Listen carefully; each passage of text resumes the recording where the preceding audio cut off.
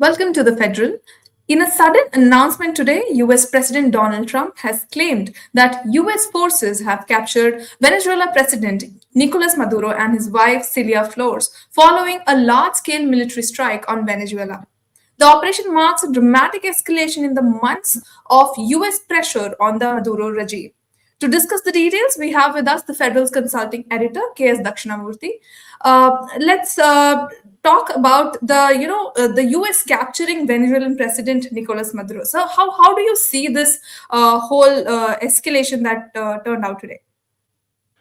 Uh, well, first of all, this word capture itself is, it's highly contentious. Venezuela is a sovereign nation, and I think no other country, and especially including the U.S., can capture Nicolas Maduro because Maduro is he's a legitimate president of Venezuela. He's an elected president. There is, he's not some criminal who can be captured. So the usage of the word capture itself is highly contentious, and I think a lot of countries in Latin America have objected to this entire action. And what we basically see is the U.S. playing out its traditional role in Latin America, which is that it brooks no kind of resistance, it brooks no kind of dissidence. In fact, this entire Venezuela issue goes back a very long time ago, since the time of Hugo Chavez, who was the predecessor to Nicolas Maduro. The US has been desperately trying to effect regime change in Venezuela. They have failed every time. And so this one is probably the most brazen attempt in the series of attempts to change the government in Venezuela to make it more pro-US friendly. Because since the last 25 years from the time Hugo Chavez took over as the Venezuelan president, Venezuela has opposed the US hegemony in the region and has tried to carve out an independent path. So today, what you see Trump doing is, the final act of the US, and the US has. This is not the first time that the US is doing it, and no international power, including the United Nations, can stop the US. And the US President Donald Trump has brazenly done something that no other country in the world will be allowed to do. Right. There's one more thing that we would like to know is that was it really the drug trafficking issues that triggered the US action? The drug trafficking issue was only, an excuse, a kind of to get some kind of a legitimacy. The US was looking for some kind of a legitimacy to effect regime change. In fact, along with the drug issue, if you just a few weeks ago, the leading dissident figure in Venezuela, the opposition figure, Mrs. Machado, won the Nobel Peace Prize. So even that was part of this overall, gearing up of, some kind of an action to remove Maduro. And the last couple of days, if you noticed, Nicolas Maduro probably got information that the US was moving in for the kill. So he had offered to hold talks.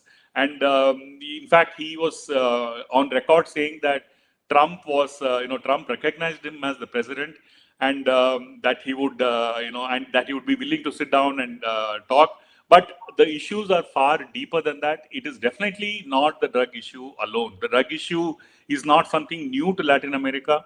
The Latin American cartels have, trafficked in drugs for decades, and this is not something that necessitates a country attacking another. So, effectively, what the US has done is it has attacked Venezuela, and it has deposed, or it has, if its claim is true, it has deposed a legitimately elected president. Right. When we look at it, amidst all these factors that were already in play, was the US action expected? See, the US has a long history of interventions in Latin America. So, because the US considers Latin America its backyard.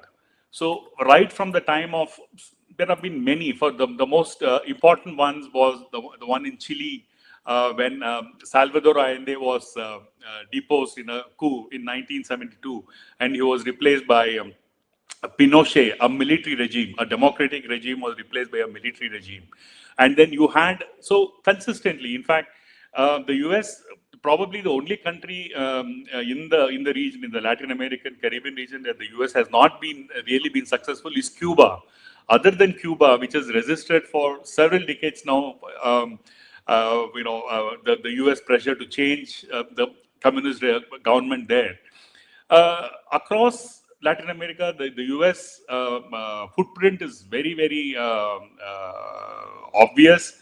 It is, intervened in across the countries. I don't think there is any exception. Every country has had the US intervening, and this is only the latest. The Venezuelan, the intervention in Venezuela is the latest. In fact, for a while now, the US has not really done this kind of a direct military intervention. It's been the previous one that I can immediately think of is by Ronald Reagan when the US invaded Grenada. So post that, the US has done through say coercion. It has done through using other means, like in Nicaragua. It encouraged the dissidents to fight the Sandinista government there in the 80s. So, but this kind of a direct attack and bombing and reaching the capital and then claiming to capture Maduro is probably the first in a very long time. So, what it basically goes to show is that the US's fundamental policy towards Latin America has not changed, and Trump, for all his proclamations about peace and peacemaker and all that, has shown his, in some ways, his true colors, and has been absolutely aggressive. And I mean, there is no other way to look at this, the US intervention in Venezuela. Right. Sir, next I would want to know, like, what happens next? Like, what can be expected? See, what this invasion or the attack on Venezuela shows is that the United Nations is completely powerless. The Security Council is completely, I don't want to call it impotent, but it borders on that.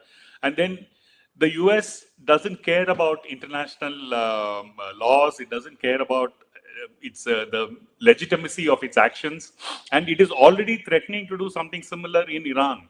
Iran, if you have noticed, there is an internal kind of a turmoil over rise in prices and economic stagnation, and Trump has warned that the US will not hesitate to intervene in Iran. So basically, what it goes to show is that the US considers itself an international policeman, and it will not hesitate to move anywhere. It doesn't care about international laws.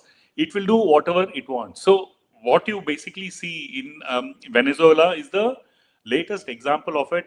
And as far as the European Union is concerned, the US's most important allies are in Europe, and all of them back what the US is saying. So though the EU has said that it is looking at the situation, and it is looking at examining it.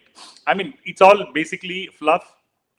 The EU has no powers to stop the US or try to influence its actions, and the EU itself is in favor of the US action. Even though we can see that in the Nobel Prize being given to the leading opposition figure in Venezuela for peace. So, though I don't know what exactly she had done to get that prize. So, the point here is, what I'm trying to say is that the ramifications are clear as far as Latin America is concerned. Latin America is once more under some kind of a siege, and this particular US administration has shown that it will continue to push its agenda forward and aggressively. Right. So we'll be following the developments as they come. Thank you so much for talking to us on this.